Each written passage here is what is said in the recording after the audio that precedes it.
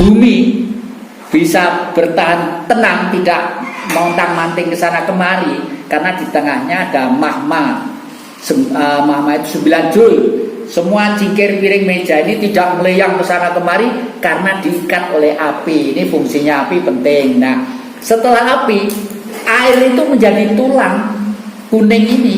Ini adalah tulang kita. Karena dengan air itulah yang menyangga tubuh menjadi kuat.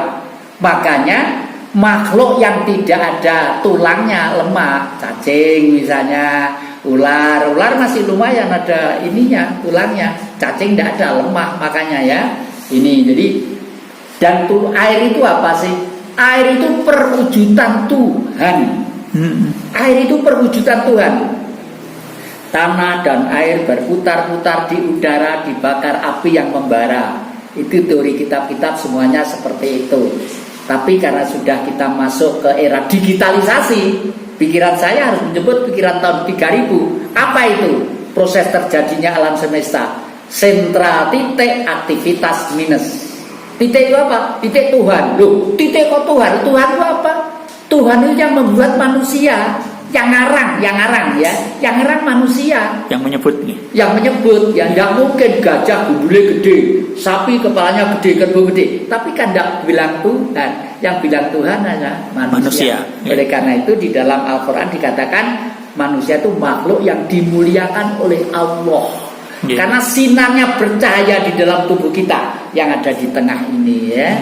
Oleh karena itu, dan ini dibeli peralatan yang namanya otak, yang terdiri dari 11 miliar simpul saraf, dan setiap simpul saraf melayani 25.000 saraf. Pengen sugih bekerja, gemis titik hati-hati, sergap itu ya, dengan teori ekonomi yang jelas gitu loh ya. Inilah. Oleh karena itu, kalau sudah nanti itu tulang juga kita ikhlaskan untuk tidak ada. Ini sayang gambarnya bintang ketinggalan di rumah. Di sini mestinya ada bintang bersinar. Di mana tempat surga itu? Di matahari, srengenge matahari. Di sana adalah kumpulan roh suci. Jadi istana di sana. Kalau masih ketempelan debu satu seperti gambar hitam tadi itu masih punya keinginan. Oh, debu itu punya saya, masih itu. Jangan ada memilih. Saya punya rumah gede-gede ya. Semuanya itu bagi saya sudah tidak ada artinya apa-apa. Ada artinya setelah saya gunakan dengan kepentingan yang baik, pengkaderan di sini. Oleh karena itu, kader-kader yang terakhir, saya kader menjadi manusia paripurna, ya, kader tingkat paripurna. Apa itu? Sudah mampu mengilmiahkan dan merasionalkan tentang Tuhan itu. Dan kalau sudah mampu merasionalkan dan mengilmiahkan, baru membuktikan. Aku tak tanya kepada Tuhan. Misalnya Mas ini dari mana? Tanya dia, Tuhan, Mas ini leluhurnya dari mana? Saya sebenarnya kalau rumahnya itu ngadep ke sana, itu umumnya dari 10 tebak 9 sih benar. Ya, kalau belajar ya karena daging ini masih kadang-kadang itu ganggu sedikit-sedikit gitu loh ya. Gitu. Jadi ini yang kami ajarkan. Kemudian penerus Pak Jokowi nanti, presiden berikutnya, itu kira-kira dari suku Jawa atau dari luar suku Jawa? Istilah Jawa itu sebenarnya perilaku dan status kedudukan, adalah keluhuran budi. Sebagai bangsa Indonesia, orang Aceh boleh, orang Kalimantan boleh, dimanapun boleh. Tapi untuk memimpin suatu politik perlu ada proses perjalanan dialektika politik, ya tahu.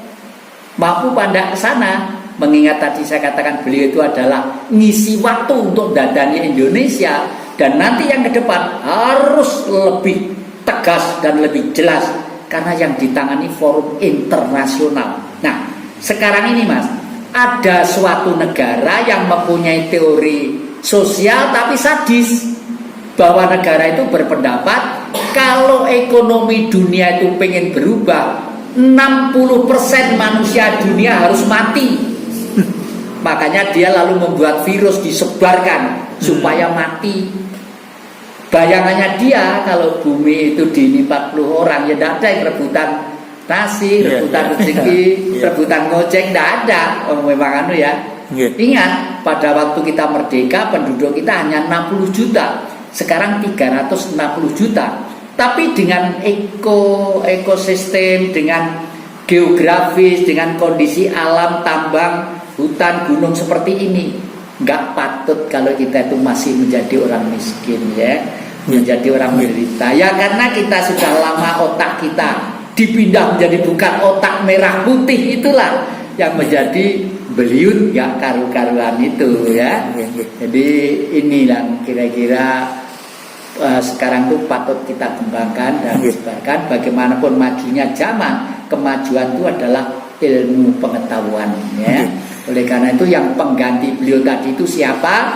Biarlah dituntun oleh leluhur lagi atas kehendak Sang Maha, karena Indonesia ini adalah bentuk perwujudan beliau yang memberi kemurahan kepada titah yang tercipta darinya gitu.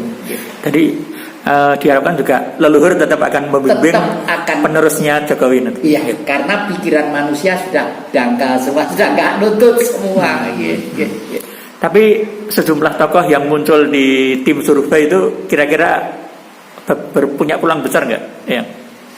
Ya bisa juga, banyak tokoh-tokoh yang menurut ini catatan masyarakat secara umum. Mungkin saya sebut satu-satu biar nggak tahu siapa nanti yang terpilih ya. Misalnya Pak Prabowo bisa juga, lalu Pak Muldoko bisa juga, lalu Pak Luhut bisa juga, lalu Pak siapa ya. Tapi yang terang Mas, untuk memimpin negeri ini supaya sukses memang harus keras. Dan teori itu ada pagelaran wayang purwo. Teori politik kita tuh di wayang purwo ya. Kita tuh orang Hestina, bermacam-macam orang, tapi perilaku dan adatnya lain-lain. Tetapi satu, itulah Bhinneka Tunggal Ika. Lalu karakternya bagaimana? Karakternya seperti Pendowo. Kalau dari RI 1 harus seperti Puntadewa, kakinya tidak ngambah ke bumi. Artinya apa? Tidak kami bandanen, tidak berpikiran tentang duniawi. Wong sudah menjadi RI 1 nggak mungkin beras dijadikan yang bau, nggak mungkin, mesti yang terbaik.